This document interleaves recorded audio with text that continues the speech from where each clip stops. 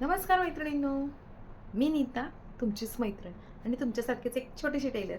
तर तुम्हाला ही ब्लाऊज शिवताना भरपूर सारे प्रॉब्लेम येतात का? म्हणजे तुम्ही स्वतःचं ब्लाऊज शिवता, पण कस्टमरचे ब्लाऊज घेताना तुम्हाला भीती वाटते, की प्रत्येक वेळेस काही ना काही छोट्या-छोट्या प्रॉब्लेम्समुळे जर तुमच्याकडून ब्लाऊज बिघडत असतील, तर तुम्ही आता आपल्या चॅनलवर आला आहात ना, तर याच्यावरचे व्हिडिओ बघा म्हणजे तुमचे ते प्रॉब्लेम्स सॉल्व्ह होतील.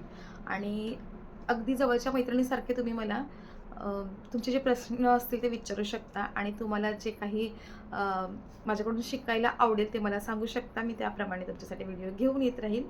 तर ब्लाऊजमध्ये कोणते कोणते पॉईंट्स महत्त्वाचे असतात आणि ते जर तुम्ही अगदी व्यवस्थित केले तर तुमचे ब्लाऊज चुकणार नाही. आपल्याला पेपर पॅटर्न तर सर्वच देतात. पेपर पॅटर्न देतात. पेपर पॅटर्न घ्या तुम्ही, तुमच्या अस्तरवर आणि कापडावर कटिंग करा आणि स्टिच करा. मग त्याच्यामध्ये जर काही प्रॉब्लेम आले तर ते तुमच्याकडे ठेवायचे, असा विषय असतो. त्यापेक्षा आपल्याला कुठे कुठे काय काय चुकत आहे, कशामुळे चुकत आहे, आपल्याला कुठे काय कमी घ्यायचं आहे, काय जास्त घ्यायचं आहे, ह्या सर्व टिप्स जर तुम्हाला हव्या असतील तर तुम्ही आपल्या चॅनलला सबस्क्राईब करा, व्हिडिओ आवडले तर लाईक करा आणि एकदा आपल्या चॅनलवरचे सर्व व्हिडिओ बघा.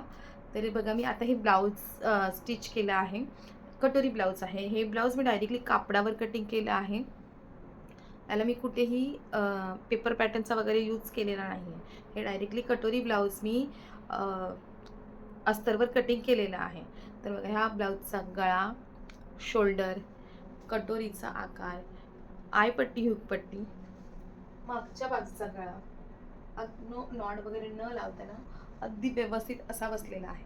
अशाच ब्लाऊजची जर तुम्हाला कटिंग स्टिचिंग बघायची असेल ना, तर नक्की आपल्या चॅनलला सबस्क्राईब करा आणि तुमचेही डाउट्स क्लिअर करा आणि तुम्हीही अगदी उत्साहात कस्टमरचे ब्लाऊज घ्यायला सुरुवात करा. आणि चला तर आपल्या चॅनलला पटकन सबस्क्राईब करा.